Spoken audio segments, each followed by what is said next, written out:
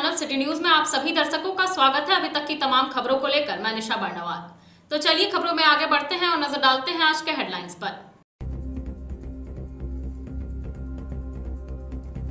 गांवा में फांसी के फंदे से झूलता मिला बुजुर्ग महिला का शव। कई दिन पहले की बताई जा रही है लाश। पुलिस ने शव को पोस्टमार्टम के लिए भेजकर शुरू की जांच पड़ताल। हरसिंगारेड्डी के 40 परिवार के लोग पहुंचे समाहरणालय। जबरन जमीन पर कब्जा को लेकर की शिकायत, उपायुक्त को सौंपा आवेदन। पचंबा के पिंडाटांड क्षेत्र में बालू माफिया सक्रिय। कोरोंडो नदी से हर दिन हो रहा है अवैध रूप से बालू का उठाव, प्रशासन है बेखबर। और प्रधानमंत्री के जन्मदिवस के उपलक्ष्य में सेवा सप्ताह कार्यक्रम शुरू। भाजपाइयों ने सदर अस्पताल समेत विभिन्न स्थानों पर पहुंचकर जरूरतमंदों के बीच बांटा फल। कहा आगे भी संचालित होती रहेंगी गतिविधियां।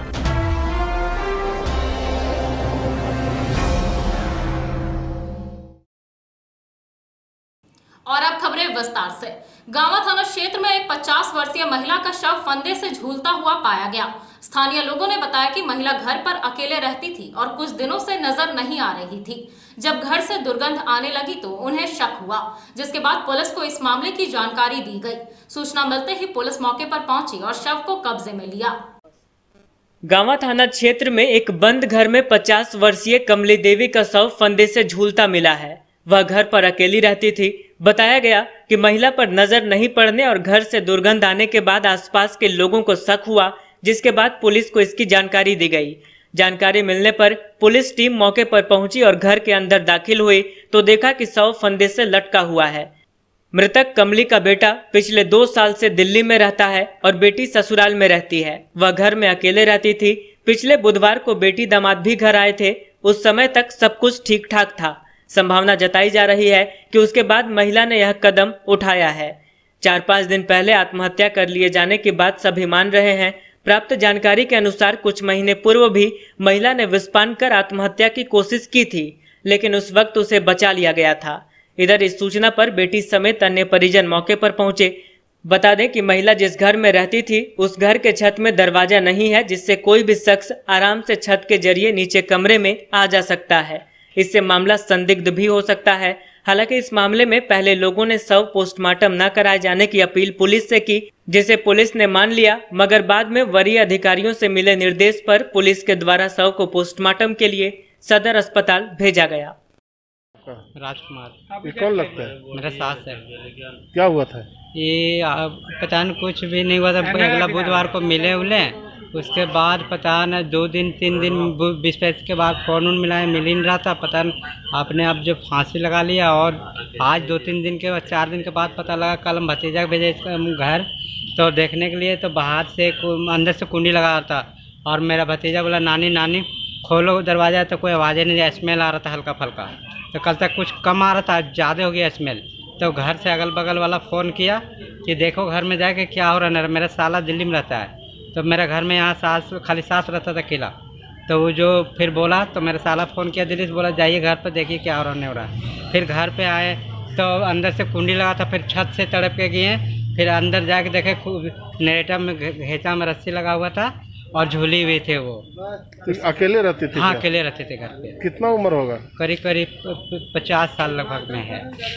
तो क्या कारण होगा फांसी लगाने का? कोई सर नहीं बता सकते क्या कारण है, नहीं हमको इसके बारे में नहीं पता है। कहाँ रहती थी ये गाँव में रहता है। हरसिंगारेड्डी में दलित महिलाओं की जमीन पर भूमाफियाओं द्वारा कब्जा कर सरकारी बिजली पोल गाड़ देने तथा दखल करने की शिकायत उपायुक्त से की गई है। मामले को लेकर स्थानीय 40 परिवार के लोग समाहरणालय परिसर पहुंचे और उपायुक्त से जमीन को बचाने की गुहार लगाई। मुफस्सिल थाना क्षेत्र के हरसिंगारेड्डी में जबरन दलित महिलाओं की जमीन पर सरकारी बिजली पोल गाड़ देने तथा दखल करने की शिकायत मंगलवार को उपायुक्त से की गई है। वहां के 40 परिवार के लोग समाहरणालय परिसर पहुंचे और उपायुक्त को आवेदन सौंपकर दखल हो रही जमीन को बचाने की गुहार लगाई। बताया गया कि भूमिहीन नियोजन नीति के तहत वर्ष 1987 में इन्हें तत्कालीन मुख्यमंत्री बिंदेश्वरी दुबे के हाथों जमीन का पट्टा दिया गया था, लेकिन परिचय देने के वक्त इन लोगों को रसीद निर्गत नहीं किया गया था। आज भूमाफियाओं के द्वारा उक्त जमीन पर कब्जा कर लिया गया है।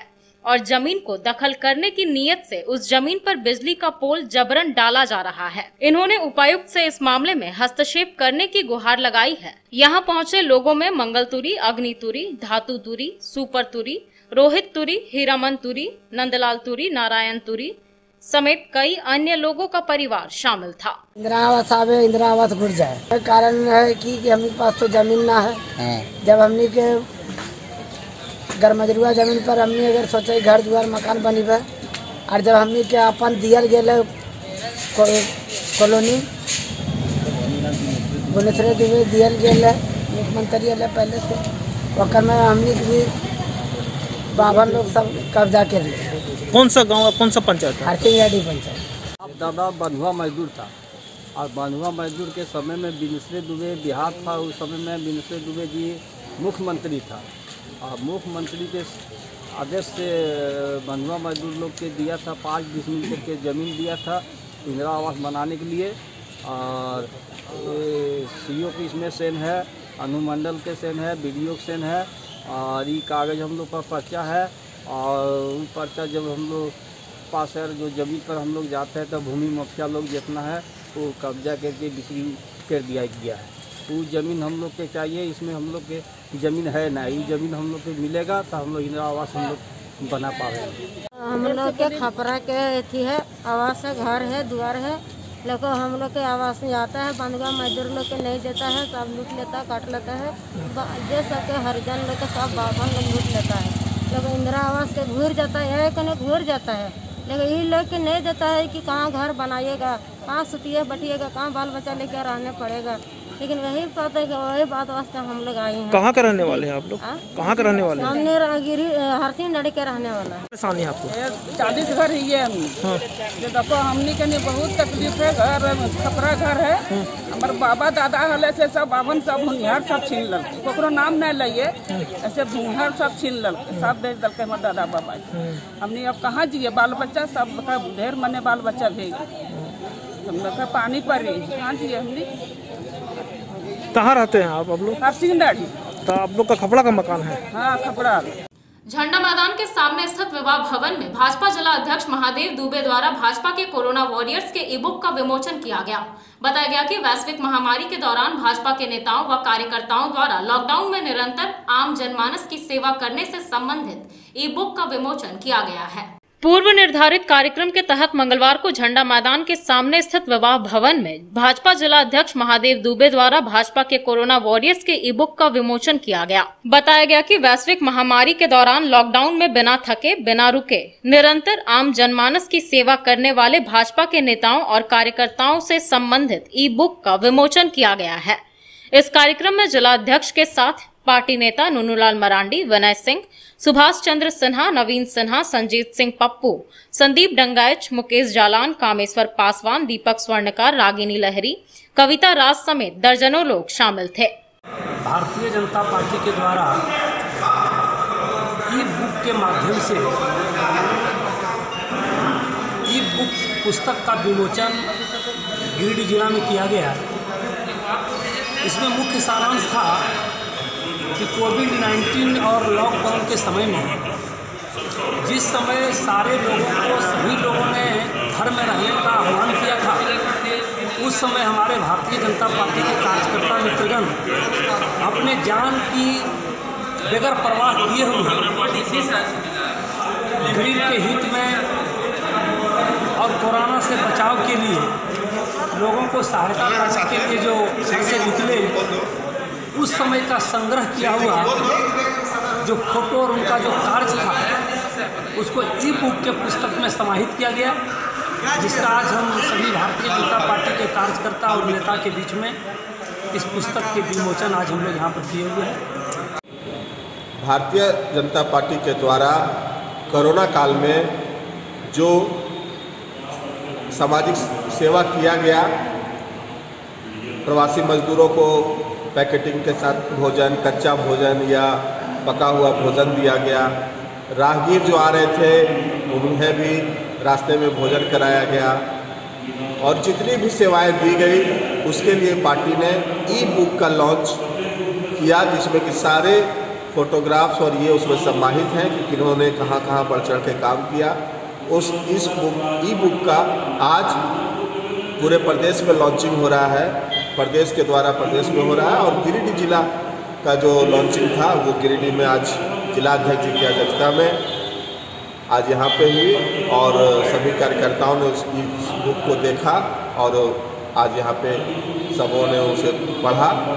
और ये अच्छा है, एक तरह से कार्यकर्ताओं को प्रोत्साहन देने के लिए इस तरह की जो है, और वो एक धरोहर के रूप में पार्टी के पास रहेगा कि पार्टी के कोरोना काल में किन किन लोगों ने सेवा बढ़ चढ़ कर दिया। जमीन विवाद को लेकर तिसरी थाना क्षेत्र के रतन गडूरा निवासी नरेश यादव के साथ उनके रिश्तेदारों ने मारपीट की। घायल का इलाज सदर अस्पताल में चल रहा है। बताया गया कि उनकी जमीन पर उनके रिश्तेदारों ने जबरन नाली का निर्माण करा दिया है। इसी बात को लेकर विवाद चल रहा था और इनके साथ मारपीट की गई है। तिसरी थाना क्षेत्र के रतन गडूरा के रहने वाले नरेश यादव के साथ जमीन विवाद को लेकर मारपीट की गई है और इनका इलाज सदर अस्पताल में चल रहा है।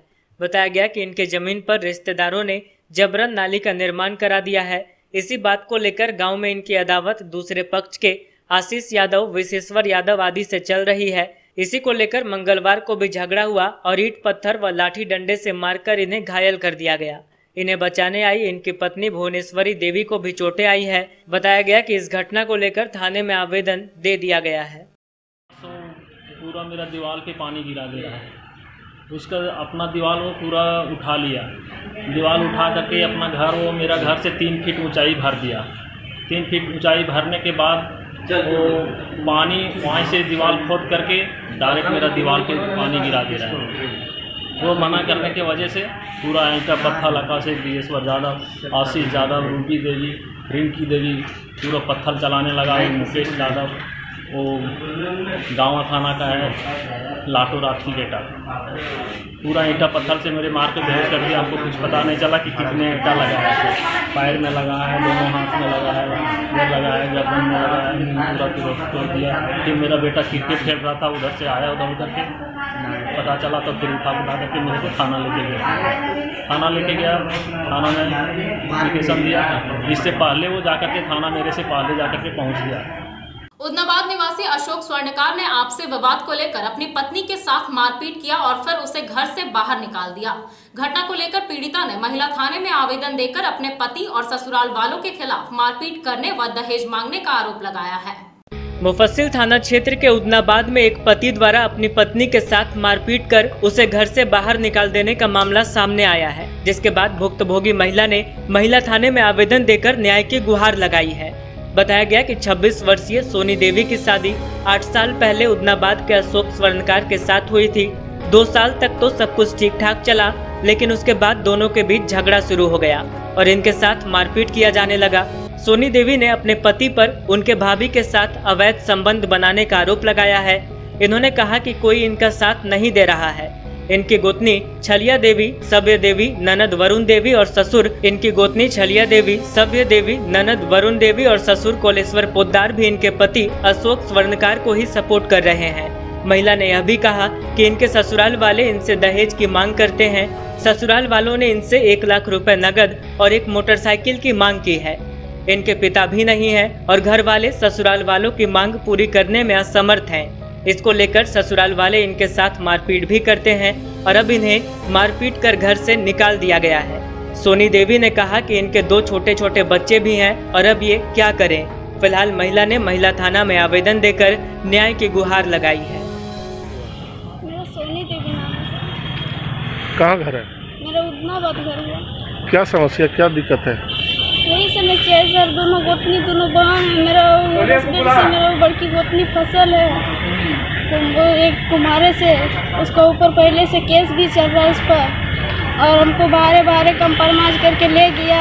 और तब से मेरा बाप जब डेट कर गया तब से हमको बहुत तबाह कर रहा है, मारपीट सब कुछ कर रहा है। और इस तरह से कई बार हमको घर से निकाल दिया मारपीट करके। फिर भी 2 बच्चा को कोई भी तरह से पाले मायके में जाके, और फिर गए जब फैसला हुआ तो फिर इसी तरह से मारा, एकदम जख्मी करके मारा है। जो बचने का ठिकाना नहीं है मेरा। अब हम कैसे क्या करेंगे, हमको कोई समझ में नहीं आता है। मेरा कोई क्या नाम है पति का? स्वर्णकार नाम है। क्या करते हैं वो? फैक्ट्री में काम करते हैं। कौन सी फैक्ट्री में? कोई सभी फैक्ट्री में काम कर लेते हैं। तो पति आपको मानते हैं या नहीं? पति हमको नहीं मानते, उतना पति अगर ठीक रहता तो हमको इस तरह ये हालत थोड़े ना होता। मतलब पति से और आपके गोतनी से दोनों में? हाँ, दोनों में सेटलमेंट है। वो लोग, उसका बहन जो है, मतलब दोनों गोतनी दोनों बहन है। अच्छा। और लोग मतलब दोनों मतलब पूरा अथी बुरा हालत से हमको नतीजा करती है, हर समय घर घुस कर मारती है। उसका बेटी भी एक सियान है, उसका बर्तू भी लग गया, वो भी मारती है घर घुस कर। क्या नाम है उन लोग का? एक नाम है छवि देवी, सबिया देवी, ममता कुमारी, ससुर का नाम है कैलाश्वर पोदर, भैंसुर का नाम है श्री पोदर, एक छोटा देवर का नाम है दिल्ली पोदर। वो लोग कुछ नहीं जानता, वो लोग बोलता है पूरा मार के खत्म करो ना, उसके बाद कितना दूर जाएगा, पूरा थाना में पैसा देंगे, उसके बाद निकल जाएंगे हम लोग, इसको मार के खत्म कर देंगे। यही तो मेरा काल है घर में। अभी कब मारपीट हुआ था आपके साथ? मेरा साथ हुआ परसों शाम में मारपीट, लेकिन सब जब दिखाए हम चल नहीं पा रहे थे, उठ नहीं पा रहे थे। मेरा चचेरा भैंसुर बेटा हमको छोड़ाया और बच्चा लोग भी पूरा चिल्लाने लगा। तो चचेरा भैंसुर का बेटा आया तो वो छोड़ाया हमको। तो तब तक छोड़ाते एक पत्थर पेट में मार दिया, सीजर एकदम पूरा एकदम जख्मी तरह से हो गया है। अब मेरा इलाज के लिए कोई कुछ खोज खबर नहीं कर रहा है। तब मुखिया जी के पास गए तो मुखिया जी बोला ये लोग तो बहुत बाहर कस है, ये लोग से हम लोग नहीं सकेंगे, जाइए थाना पर, कोई इलाज पानी कुछ नहीं करेगा, मर जाइएगा तो ये लोग का कोई भी नहीं है। वार्ड नंबर 27 के पार्षद बुलंद अख्तर और लोगों ने नगर निगम कार्यालय पहुंचकर उपनगर आयुक्त राजेश प्रजापति को एक ज्ञापन सौंपा और स्थानीय कुछ लोगों द्वारा दीवार खड़ा कर रास्ते का अतिक्रमण कर लेने की शिकायत की। बताया गया कि दीवार खड़ा कर दिए जाने से लोगों को भारी परेशानी उठानी पड़ रही है। लोगों ने जल्द ही इस दीवार को हटाने की मांग की है।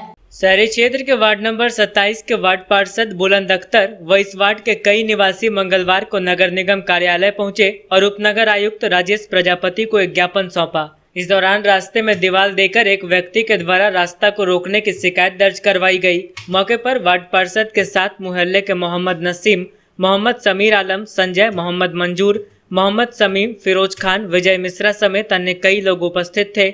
बताया गया कि पहले स्थानीय लोगों ने यह आवेदन सदर विधायक सुदेव कुमार सोनू को सौंपा था। विधायक ने आवेदन को अग्रसारित करते हुए उपनगर आयुक्त को आवश्यक कार्रवाई हेतु भेज दिया है।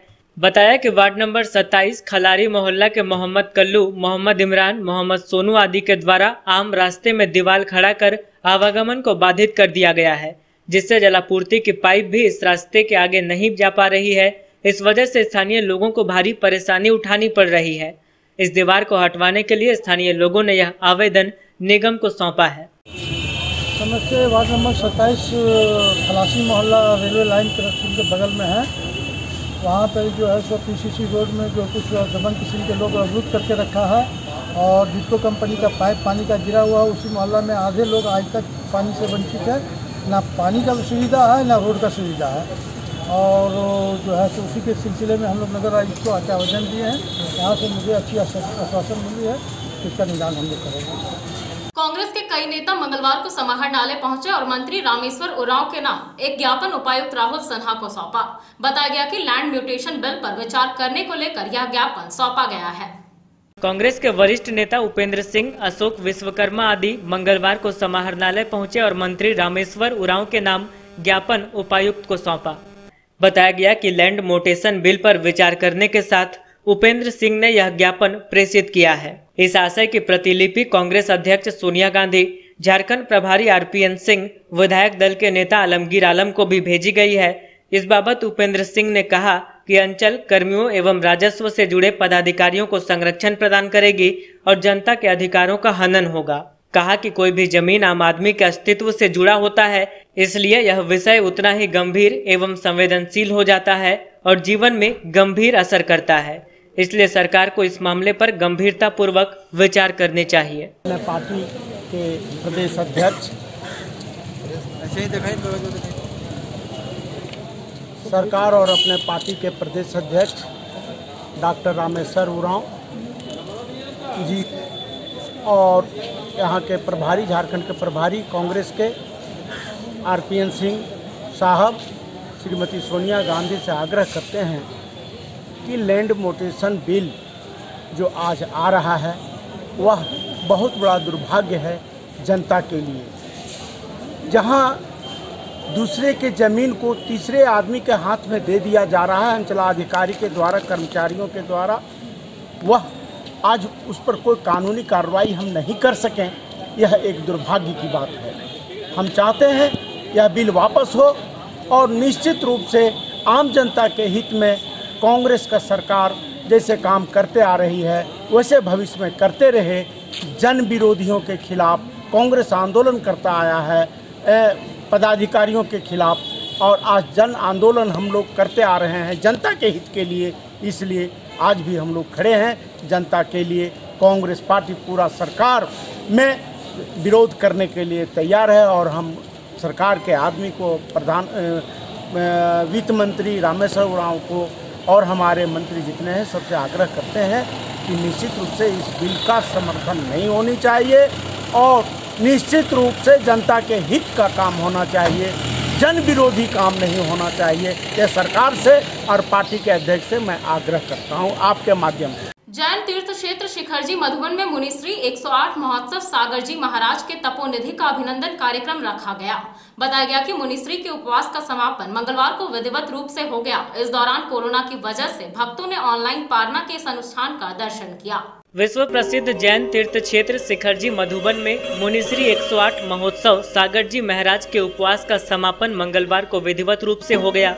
इस दौरान मुनिश्री के तपोनिधि का अभिनंदन कार्यक्रम रखा गया, जिसमें काफी संख्या में श्रद्धालु शामिल हुए। बताया गया कि कोरोना की वजह से हुए लॉकडाउन में भी मुनिश्री का उपवास चलता रहा और भक्तों ने ऑनलाइन पारना के इस अनुष्ठान का दर्शन किया। यहाँ कार्यक्रम में गुवाहाटी से आए अजित छाबड़ा ने भक्तों को कार्यक्रम के साथ जोड़ा। मौके पर कई साधु व साध्वियों के प्रवचन भी हुए। इस उपवास के लाभ की जानकारी श्रद्धालुओं को विस्तृत रूप से दी गई।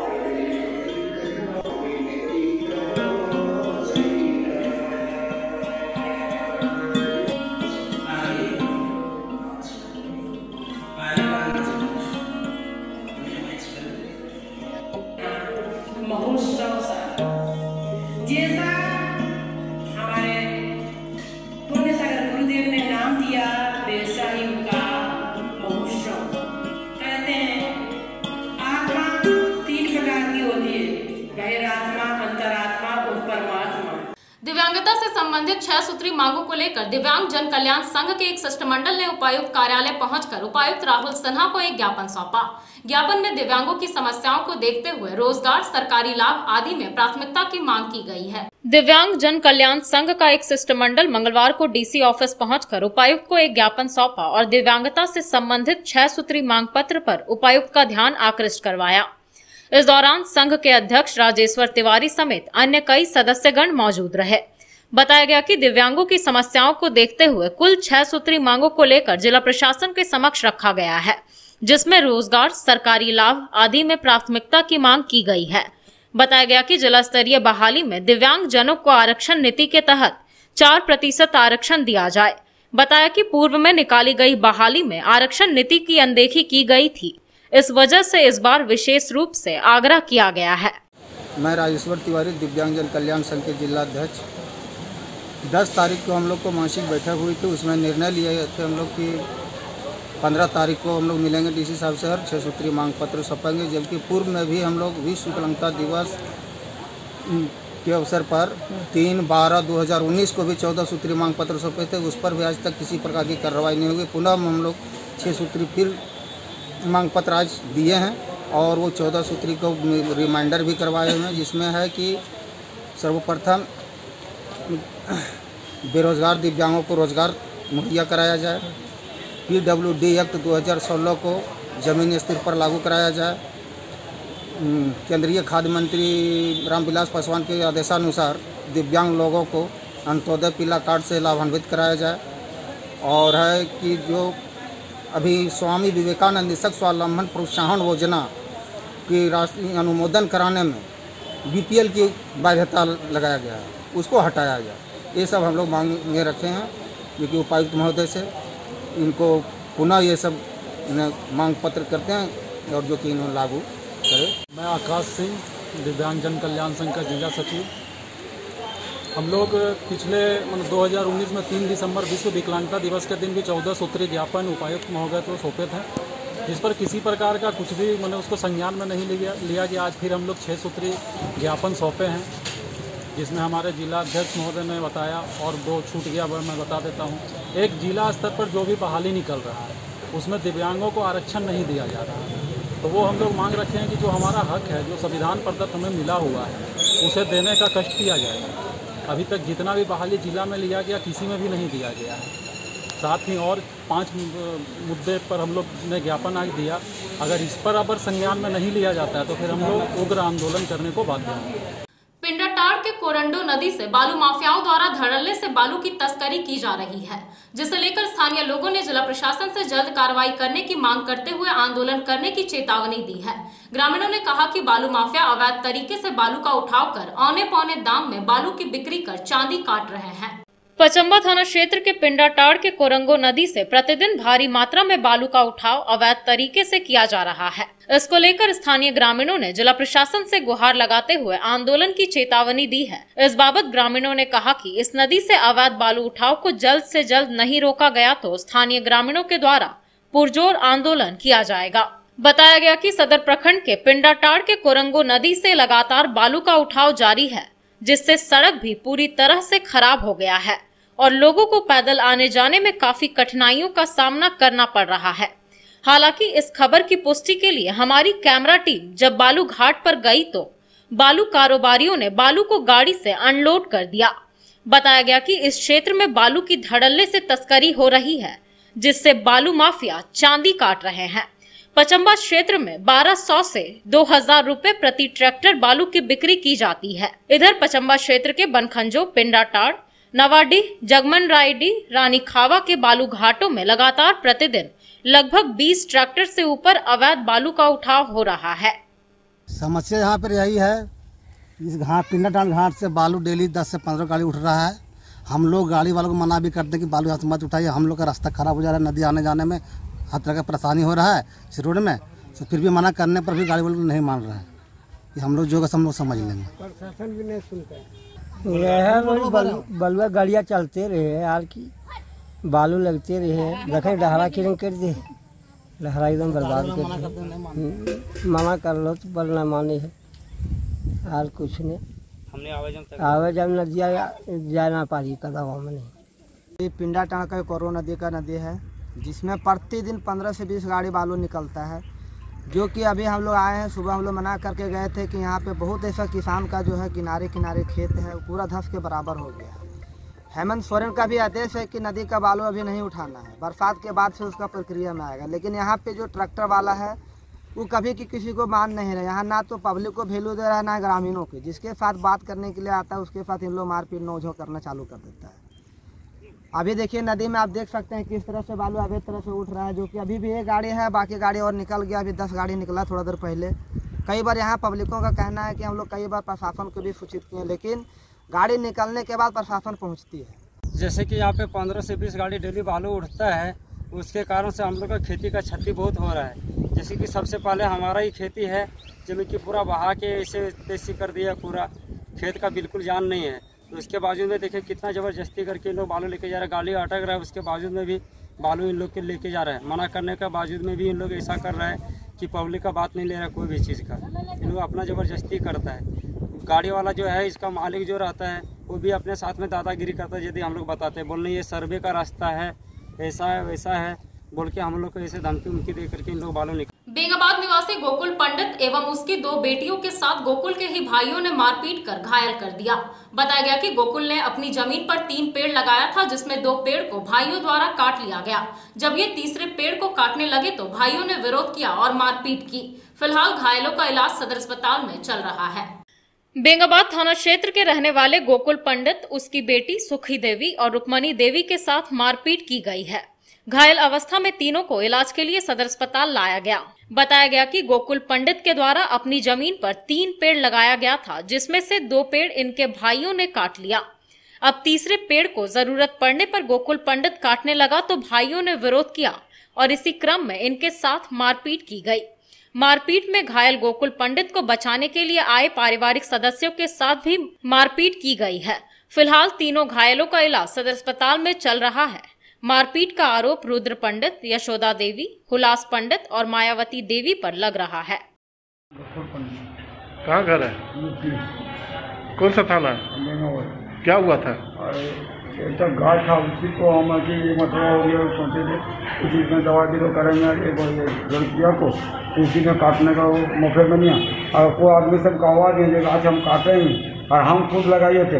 तो वो जब यूनिवर्सिटी करके बहुत सखी आया क्या हमरा मारा, ये हमारा बेटी को मारा, ये इनको दोनों बेटी को मारा, एक इनको मम्मी है उनको भी मारा और उसको भी एक साथ कपड़ा वपड़ा सब फाड़ फूल दिया है। कौन लोग मारा? हाँ अपना भाई, इनको चाचा है, हमारा भाई है। क्या नाम है? और उनको पंडित है। कहाँ रहता है वो लोग? वो घर में रहता है, क्यों नहीं रहता। मैंने जाने लोगों खाने के लिए बैठी है, मेरे चाचा ने बाल पकड़ लिया, चाची ने पकड़ा और चाची पकड़ के इसको देने लगे डंडा से। प्रधानमंत्री नरेंद्र मोदी के जन्म दिवस के उपलक्ष्य में भाजपाइयों द्वारा पूरे देश में सेवा सप्ताह मनाया जा रहा है। इसी कड़ी में मंगलवार को गिरिडीह के सदर अस्पताल, वृद्धा आश्रम व अन्य नर्सिंग होम में भाजपाइयों ने मरीजों व बुजुर्गों के बीच फलों का वितरण किया। इस दौरान सभी ने प्रधानमंत्री की लंबी आयु की कामना की।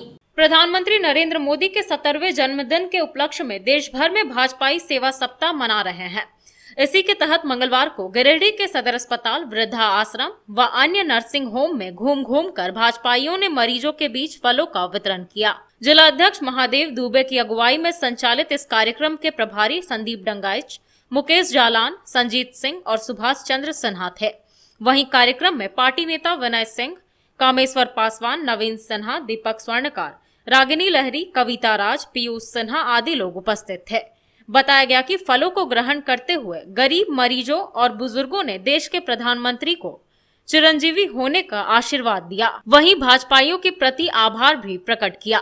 देश के लोकप्रिय प्रधानमंत्री माननीय श्री नरेंद्र मोदी जी के जन्मदिन के अवसर पर भारतीय जनता पार्टी सेवा सप्ताह मना रही है और इसी निमित्त गिरिडीह जिला में 14 तारीख से लेकर 20 तारीख तक कई तरह का हम लोग जन कल्याणकारी योजनाएं सेवा सप्ताह के रूप में हम लोग मना रहे हैं। इसमें हम लोग को किसान को सम्मान करना है, जो विकलांग हैं इनके लिए चश्मा उपलब्ध कराएंगे, जो बीमार हैं, असहाय हैं,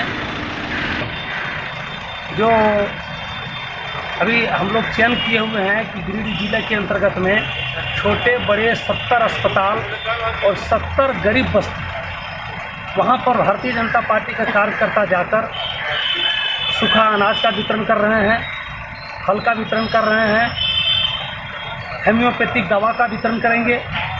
इसी निमित्त आज हम लोग सदर अस्पताल में, नवजीवन में और वृद्धा आश्रम में फल वितरण करने का कार्यक्रम कर रहे हैं। इसके अवसर से माननीय प्रधानमंत्री आदरणीय नरेंद्र भाई मोदी जी के जन्म दिवस के शुभ अवसर पर भारतीय जनता पार्टी के निर्देशन और साप्ताहिक दिवस के क्रम में आज जो है सदर अस्पताल गिरिडीह और इसके अलावा भी 2 अन्य अस्पतालों में फल वितरण का कार्यक्रम किया जाएगा। इससे पूर्व में यहाँ पर जिला मैदान के बगल में पुस्तक का विमोचन भारतीय जनता पार्टी के द्वारा ऑनलाइन किया गया। आज विश्वेश्वरैया जी जो कि देश के विकास और निर्माण कार्य के लिए ख्याति प्राप्त थे और भारत ऐसे महान इंजीनियर को मैं उसकी जयंती पर सत नमन करता हूं और पूरे देशवासियों और अभियंताओं को बहुत बहुत हार्दिक शुभकामनाएं और बधाई देता हूं। जमुआ प्रखंड के माधाकला पंचायत के वार्ड सदस्यों और ग्रामीणों ने स्थानीय मुखिया शबाना आजमी के खिलाफ विकास योजनाओं में अनियमितता का आरोप लगाते हुए उपायुक्त को एक ज्ञापन सौंपा। बताया गया कि मुखिया मनमाने ढंग से योजना की गुणवत्ता को ताक पर रखकर पंचायत के विकास के कार्यों को संचालित करवा रही है। जमुआ प्रखंड के माघाकला पंचायत के कई वार्ड सदस्य और ग्रामीण मंगलवार को गिरिडीह समाहरणालय पहुंचे और वहां की मुखिया शबाना आजमी के खिलाफ उपायुक्त के समक्ष शिकायत दर्ज करवाई। आए हुए ग्रामीणों ने मुखिया पर विकास योजनाओं में अनियमितता का आरोप लगाते हुए उपायुक्त को एक ज्ञापन भी सौंपा। इस ज्ञापन की प्रतिलिपि विकास आयुक्त गिरिडीह, अनुमंडल पदाधिकारी खोरी महुआ प्रखंड, विकास पदाधिकारी जमुआ को भी दी गई। बताया गया कि मुखिया मनमाने ढंग से पंचायत के विकास कार्य को संचालित करवा रही है, जिसमें कई तरह की गड़बड़ियां की जा रही है। वार्ड सदस्यों ने बताया कि पंचायत के कामकाज में इन्हें शामिल कराए बिना मुखिया ग्राम सभा में अपने रिश्तेदारों को बैठाकर योजनाओं को पारित करवा रही है, जिससे योजना की गुणवत्ता पूरी तरह से प्रभावित है। इस बात की शिकायत करने पर प्रखंड से जांच के नाम पर अब तक सिर्फ खानापूर्ति हुई है, जिससे मुखिया का हौसला बुलंद है। इस वजह से अब की बार उपायुक्त से शिकायत की जा रही है ताकि इसकी जांच गंभीरता से हो। मौके पर वार्ड सदस्य राजेश रविदास, मोहम्मद करामुल हक, मोहम्मद मैदुल हसन, मोहम्मद ताहिर, अतीक अख्तर, मोहम्मद सज्जाद, मोहम्मद सदाम हुसैन, मोहम्मद निजाम उल हक आदि लोग मौजूद रहे। पंचायत में जब से विगत चुनाव हुआ है पंचायत का, वहाँ पर जो मुखिया है शबाना आजमी, वो पूरी अपना डिक्टेटरशिप चला रही है। कभी भी ना कैबिनेट की बैठक करती हैं, ना ही ग्राम सभा, आम सभा, और अपने लोगों को, अपने रिश्तेदारों को, अपने बेटे भतीजे को लगा करके पूरे राशि का, चाहे 14वीं वित्त का राशि हो, चाहे मनरेगा का राशि हो, सब जगह उन्होंने मनमाना करके और काफ़ी पैसे का बंदरबांट की है। अब विवश होकर वहाँ के जो वार्ड सदस्य हैं, ग्रामीण हैं, वो आज उपायुक्त महोदय गिरिडीह से मिलने आए हैं। अब आखिरी बार कि अब आप कार्रवाई करिए। पंचायत सचिवालय में सौंदर्यीकरण के नाम पर लगभग 6-7 लाख रुपया का गबन हुआ है और गलत जगह पर सोलर लाइट का निर्माण कराया गया, जो लोकल कंपनी का लाइट है, और जल मीनार का निर्माण जो कराया गया वो अपने लोगों के, अपने चहेतों के बगल में पुराने बोरिंग में मिला करके बना करके उसका बिल निकाला गया। काफ़ी बंदरबाट हुआ पैसे का, 14वीं वित्त के पैसे का। वक्त मघाकला पंचायत वार्ड मेंबर, कहना यह है कि हम लोग जो मुखिया शबाना आजमी है उसके द्वारा पिछले 3-4 साल से ज़बरदस्त वहाँ मनमाने तरीके से मुद्रा मोचन किया जा रहा है और हर एक चापाकल पर 10,000 रुपया वो फिक्स किया हुआ है। कॉलोनी के नाम पे गरीब आदमी से 20-20 हज़ार रुपये का मुद्रा मोचन होता है। हम लोग बार बार बीडीओ साहब को तमाम तरह की योजनाओं में जितना भी घोटाला हुआ है, हम लोग सभी वार्ड सदस्य बार बार बीडीओ साहब को देते हैं आवेदन, लेकिन वहाँ से कुछ होता नहीं है और नहीं होने का ये साफ संकेत है कि बीडीओ साहब और मुखिया का दोनों मिली भगत है। रांची के मांडल स्थित मोरमा NH 75 पर बना टोल प्लाजा अभी शुरू भी नहीं हुआ है और स्थानीय लोग इसका आक्रोशपूर्ण विरोध कर रहे हैं। लोगों का कहना है कि इसके निर्माण में national highway authority of India के नियमों का ध्यान नहीं रखा गया है, वहीं इनकी जमीन का उचित मुआवजा भी इन्हें नहीं दिया गया है। रांची के मांडर स्थित मोरमा NH 75 पर बने टोल प्लाजा के चालू होने से पहले ही ग्रामीणों का आक्रोश देखा जा रहा है। आरोप है कि मांडर के NH 75 पर बना toll plaza national highway authority of India के नियमों को ताक पर रखकर बनाया गया है, जिसका विरोध स्थानीय विधायक बंधु तिर्की भी कर चुके हैं और अब ग्रामीण भी धीरे धीरे इसके विरोध में मुखर हो रहे हैं। इस बाबत ग्रामीणों ने कहा कि national highway authority of India इनकी जमीन का जो मुआवजा दे रही है वह सही नहीं है। जब उचित मुआवजा मिलेगा तभी टोल प्लाजा को चालू करने दिया जाएगा। इधर टोल प्लाजा पर कई अनियमितता देखने को मिल रही है, जैसे टोल प्लाजा पर 2 ही लाइनें बनी हैं, जबकि टोल प्लाजा पर कम से कम 6 लाइन बनाना अनिवार्य है, क्योंकि वीआईपी और एम्बुलेंस के लिए खास इंतजाम मुहैया कराना NH की ओर से जरूरी है। टोल प्लाजा पर पानी की व्यवस्था, बिजली की व्यवस्था, सड़क चौड़ीकरण आदि समस्या बड़ी समस्या मानी जा रही है। ग्रामीणों द्वारा यह भी आरोप लगाया जा रहा है कि टोल प्लाजा पर 2 ही लाइन होने से आए दिन जाम की समस्या बढ़ सकती है और लोगों को आने जाने में काफी कठिनाइयों का सामना करना पड़ सकता है। बहरहाल मांडर का ये टोल प्लाजा एक बड़ी समस्या साबित हो रही है। ऐसे में एनएच अथॉरिटी ऑफ इंडिया सभी समस्याओं का समाधान कर नियमों को पालन करते हुए टोल प्लाजा को चालू कराए। मामला जो अभी तक टोल टैक्स यहाँ पे शुरू नहीं हुआ और कितना जमीन आप लोग का गया है? सर एनएचआई का मामला है कि यहाँ पे सरकारी जो रेट दिया जा रहा है उस हिसाब से इसमें कुछ नहीं है, जबकि ऐसे लोकल हम लोग का वैल्यू है कि कोई भी ऑन रोड पे हम लोग जमीन लेने जाते हैं तो 4 लाख का वैल्यू है और वो हम लोग को एनएचआई जो दे रहा है 41,000 का रेट में दे रहा है, जिससे हम लोग संतुष्ट नहीं है और हम लोग जमीन देना नहीं चाहते हैं। टोल टैक्स जो यहाँ चालू कर रहा है जोर जबरदस्ती के साथ लाठी के बल पे, ये होना नहीं चाहिए। ये हम लोग का खेतीहर भूमि है सर, ये बिल्कुल यहाँ टोल टैक्स के लिए जमीन नहीं लेना चाहिए। कहीं कि अगर जमीन ले लेते हैं तो हम लोग बाल बच्चा को खिलाएंगे क्या? तो ये जो टोल टैक्स जो यहाँ पे टेंडर लिया, क्या वो लोग की गलती है? नहीं, उनका गलती नहीं है। ये सारा मांडर सीओ और एनएचआई का मिली भगत की वजह से ये सब मामला आया है। बनना ही नहीं चाहिए था, पहली बात है। दूसरी बात है कि सरकार भूमि का 4 तरह से वर्गीकरण करती है, रेसिडेंशियल लैंड, एग्रीकल्चर लैंड और कमर्शियल लैंड, इस तरह से 4 गो वर्गीकरण है।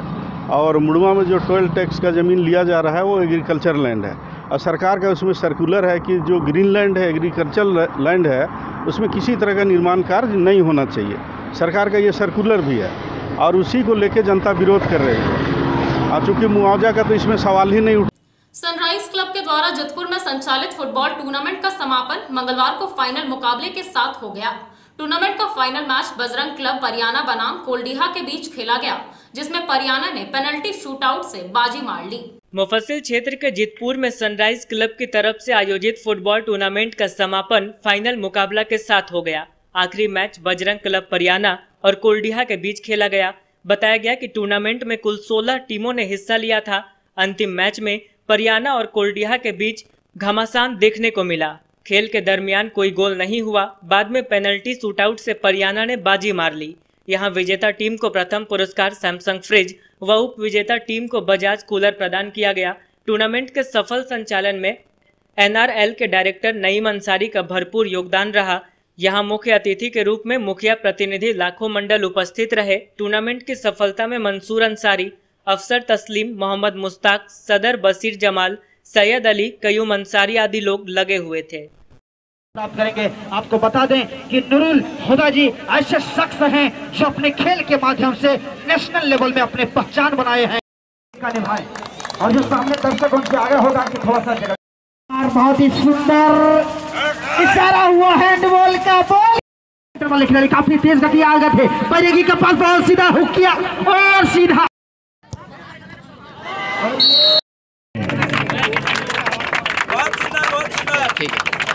गमलों से किया जा रहा है। आप तमाम लोग तालियों से स्वागत करेंगे। ताली नहीं तो चलते चलते एक बार फिर नजर डालते हैं आज के हेडलाइंस पर। गांवा में फांसी के फंदे से झूलता मिला बुजुर्ग महिला का शव। कई दिन पहले की बताई जा रही है लाश। पुलिस ने शव को पोस्टमार्टम के लिए भेजकर शुरू की जांच पड़ताल।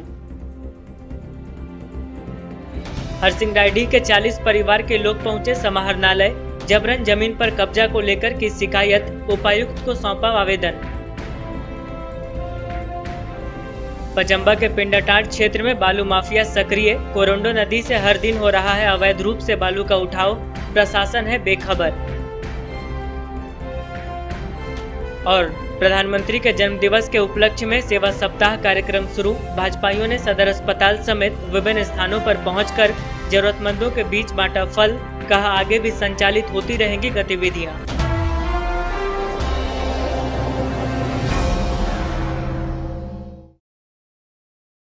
तो दर्शकों, ये था हमारा आज का न्यूज अंक। आज के अंक में बस इतना ही। कल फिर होगी मुलाकात कुछ अन्य खबरों के साथ। तब तक के लिए दीजिए मुझे और मेरी पूरी टीम को इजाजत। नमस्कार।